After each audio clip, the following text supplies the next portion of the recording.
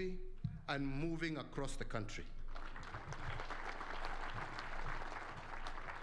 And the reason I have just chosen just to pause, just to refer to this, is because I know with this, and because we're in the silly season of politics, there are some out there who will go out and start saying the government is harassing small traders, small business people.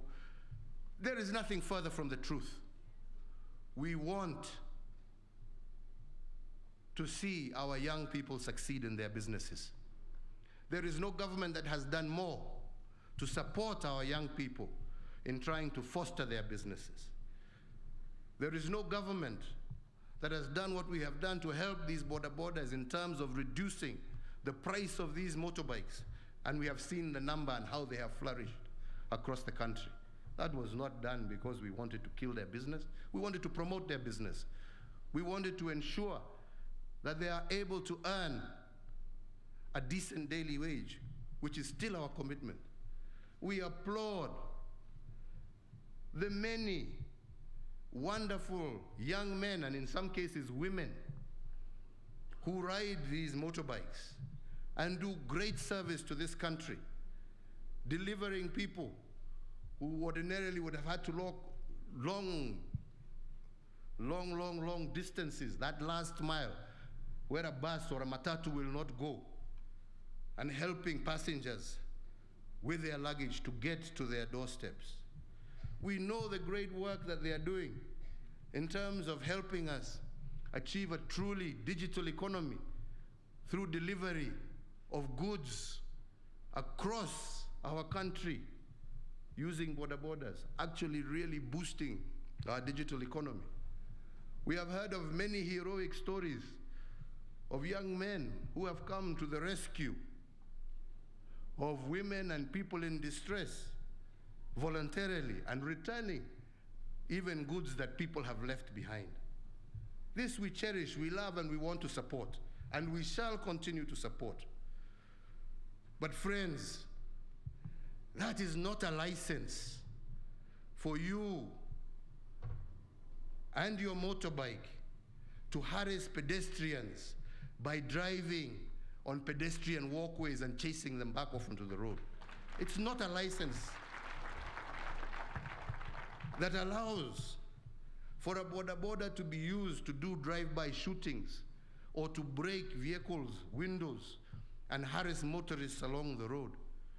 And most definitely, it is not a license for you to strip and remove dignity from our women. No. No. We want to work together with you. We want to help your business prosper. But you must also do your bit, kwa sababu wateja wenu ni hawa wakina mama. Watakuwa wateja wenu kwa njia gani ikiwa nyinyi wenyewe mnawatokosea heshima vile mumewakosea? We cannot be a society that allows that. Na mimi nauliza viongozi, tafuteni hawa wabaya katikati yenu muwaondoe. We are going to re-register you all again. And we must make sure. Kwa hivyo, wale wanataka kupiga siasa, wapige siasa. Sisi tunajua tunalinda maisha na mali na haswa wakina mama wa Jamhuri ya Kenya, na tutafanya hivyo. So as I have said, I have instructed the law enforcement officers to use the instruments within the law to punish these perpetrators. And there should never be a repeat of what we saw, for this is a blight on the entire Kenyan society. So, distinguished ladies and gentlemen, we are here today on the theme gender equality, today for a sustainable tomorrow. And this recognizes that climate change, as well as environmental degradation, pose an existential threat to the planet. However, while everyone is threatened, it is the world's poorest and those in vulnerable situations, especially women and girls, who bear the brunt of climate-related social economic effects. All the evidence underscores the vital link between gender, social equity, and climate change, and recognizes that without gender equality, a sustainable future will remain out of reach. In the last 5 years, Kenya has witnessed severe as well as prolonged droughts and the worst locust outbreak in 25 years, while rising water levels in the Rift Valley have also displaced thousands of people. Women have been disproportionately affected because of their central role in crop and livestock production. Women walk long distances to look for water, and they have left behind children and small livestock whom they are forced to look after while men move away in search of scarce pasture and water in pastoral communities. And they also bear the brunt of the national resource-based conflicts, as we have seen in parts of our country. But women are not just victims of climate change. I do believe, as we have heard today, that they are also part of the solution. As agents of change to mitigate climate change and to strengthen resilience and adaptability, we have a strong platform for women to be at the forefront of sustainability. Actions we have taken to strengthen women empowerment, improve their ownership of assets such as land, and to increase their control of financial resources have consolidated the role of women as change makers.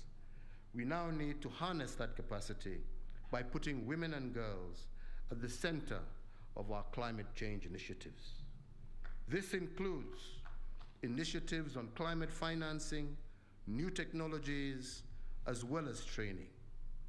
I applaud the many women in Kenya who are at the forefront in leading sustainability initiatives across the country.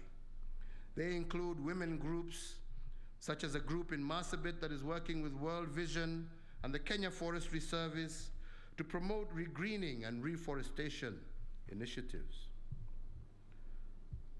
I also note a number of people who have also key executives, such as Rebecca Miano, a leader in the generation of renewable energy, as well as innovators such as Nora Magero, the founder and CEO of Drop Access, a youth-led social enterprise that develops practical and affordable energy solutions.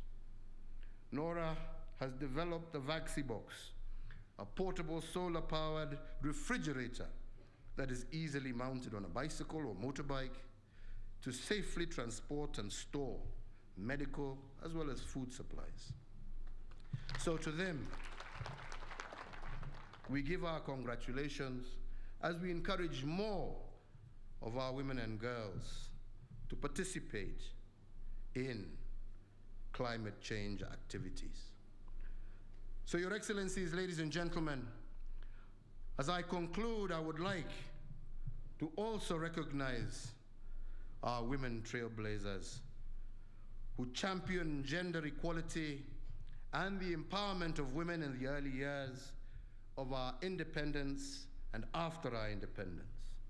Their bold, tireless, and unheralded work paved the way and set the pace for the great progress we witness today on gender equality. I want to thank, through you, Margaret Kobia, not Margaret Kenyatta this time, the Department for Gender, for organizing visits to these women and encouraging younger women to draw instructive lessons from these pace setters. We as a country advance when we learn from the past and use the lessons as a springboard to build a better future. In this spirit, today we shall be conferring awards to celebrate women and girls who have done exemplary work in their respective fields to promote gender equality and the empowerment of women. I would also like to take this opportunity to congratulate now you, Margaret Kenyatta, the First Lady of the Republic of Kenya, and the Kenya School of Government for setting up the Margaret Kenyatta Institute for Gender and Social Development. This institution will be critical in ensuring that we maintain and protect the gains that we have made on gender equality and provide leadership in identifying, addressing emerging challenges as they arise. An urgent program the Institute could immediately take up is to provide leadership in helping our Kenyan girls recover the education losses arising from the pandemic that we have just come through, and to support our women regain livelihoods, and to develop strategies for putting women at the center of a green and sustainable post-COVID recovery agenda. Finally, ladies and gentlemen, let me state that we are proud of our past achievements, and we remain confident about scaling the heights on gender equality as we progress into the future. I wish you all today a very happy International Women's Day 2022. Mungu awabariki, awalinde, na tutaendelea hivyo hivyo. Asanteni sana. Asante sana Mheshimiwa Rais. President Uhuru Kenyatta joining in on the international marking observation of Women's Day and the significant development that he has ordered a crackdown on the boda sector, given what happened to a woman on Saturday at Wangari Maathai Road. And we'll be giving you more updates to that. Of course, earlier we announced that 913 motorcycles so far have been impounded and 229 operators of bodas arrested following that Saturday incident. Let's take a break at this point. Stay with us.